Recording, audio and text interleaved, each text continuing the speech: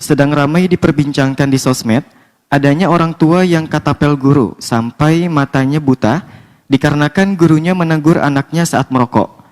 Dari cerita siswa, dia hanya duduk di kantin sama temennya yang merokok, tapi gurunya malah nendang dia di bagian wajah dan menyebabkan sakit matanya, lalu laporlah ke orang tuanya, sehingga orang tuanya melakukan hal tersebut.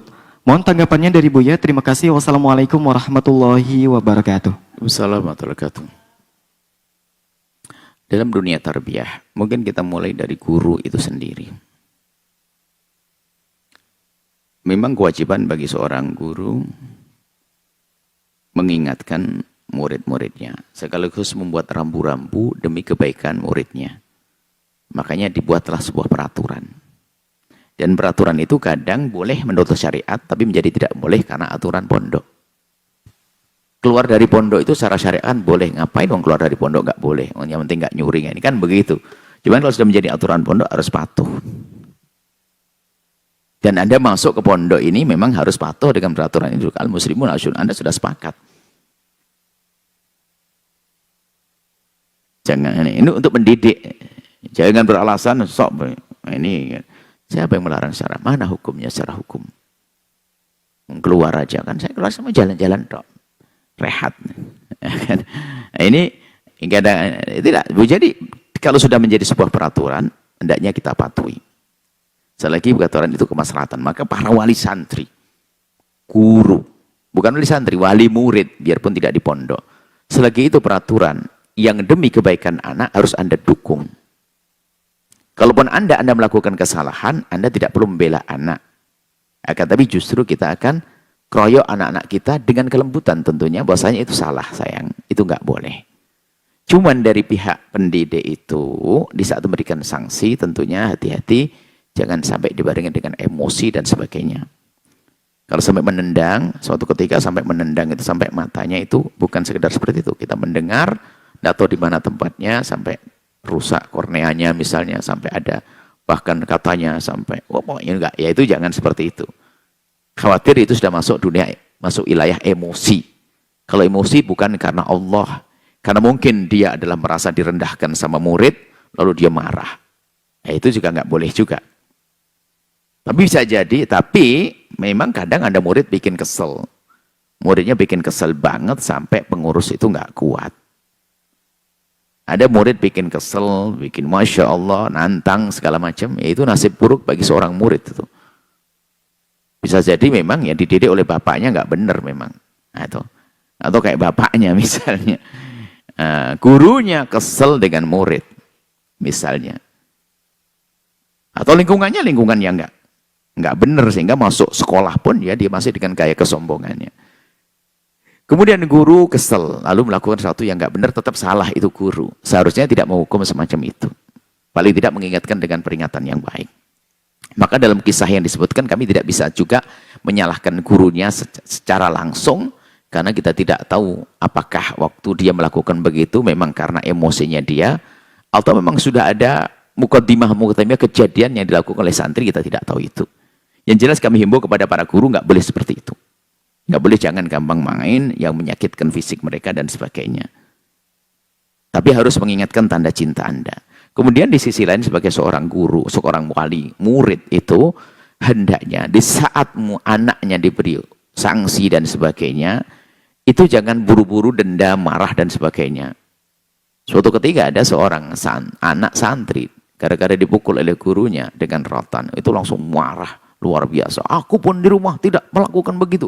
Kenapa di pondok ini? Dan sudah tahu pondoknya ada peraturan begitu, kenapa Anda masukkan anak Anda ke pondok? Saya santri pernah melanggar kok. Karena mondoknya lama, bukan seminggu. Mondok bertahun-tahun masa nggak melanggar? Memang kita yang melanggar di rotan. Di rotan biru tangan. Kalau di rotan di telapak itu memang tidak sakit, tapi gampang hilang, nggak membekas. Tapi kalau sudah di lengan begitu, memang rasanya tidak sesakit di telapak. Tapi bekasnya itu lama, sampai hitam biru. Dan ini bekas ini saya bawa pulang ke rumah. Ditutupi terus pakai baju, cuman kan liburan 15 hari nggak mungkin kan gini terus kebuka. Umi saya ngelihat, saya berharap semua wali murid kayak umi saya. Dia lihat begitu apa? Hah? Kenapa? melanggar ya? Sambil senyum. Bagus, setanmu itu yang dipukul ya. Setanmu yang dipukul. Bukan marah-marah kepada pemukulnya. Nah, jadi, nerima. Setanmu itu yang dipukul, bukan kamu. Berarti kamu nakal ya. Nah, setelah ini pinter, soleh, hidup. Gitu loh bahasanya gitu. Nah itulah, ibu yang ngerti ini mesti ngelanggar. Nggak mungkin dipukul begitu itu tanpa ada pelanggaran. Saya salahkan kalau ada ustadz langsung mukul kayak tadi juga tidak seharusnya semacam itu. Tapi sebagai seorang wali murid, hendaknya mungkin mendekati ustadz, diajak diskusi bagaimana. Kalau ustadz salah, ya kita salahkan. Akan tapi bukan berarti harus membalas dengan ini. Akan tapi yang namanya orang awam, kami juga tidak menyalahkan juga yang melempar dengan ketepel, melemparkan langsung, kita tidak tahu sebabnya apa. Tapi hendaknya Anda tidak seperti itu. Sampai ketepel itu kan membahayakan. Ya. Membahayakan sampai mata ustadznya buta. Tidak seharusnya seperti itu. Makanya menyalahkan itu gak gampang. Saya tidak bisa menyalahkan. Kan tidak tahu ceritanya kayak apa. Jangan itu cerita lama. Bahkan bisa jadi mungkin bukan urusan anaknya. Mungkin ada permasalahan lain lagi. Yang jelas secara zahir, sebagai seorang guru, hendaknya Anda jangan seperti itu. Sebagai wali santri juga jangan pengen ketepel seperti itu. Kami ingin mendidik semuanya. Jadi hendaknya kalau jadi sebagai seorang guru, tolong di saat memberikan hukuman ya jangan dengan hawa nafsu dan sebagainya. Sebagai seorang wali santri, wali murid pun juga demikian. Kalau memang permasalahannya berat ya didudukkan, bisa saja bermanfaat. Bukan kita melakukan tindakan-tindakan apa menghakimi sendiri dan seterusnya. Itu berangkat dari dendam. Karena hal yang demikian itu kisahnya panjang. Kalau seandainya pun tidak terjadi apa-apa, tapi itu menjadikan sebab antara guru dengan murid menjadi berjarak. Sehingga anaknya pun sudah nggak cinta kepada gurunya, guru pun juga nggak cinta sama anak. Sehingga kita akan menitipkan anak di tempat tersebut juga nggak nyaman lagi.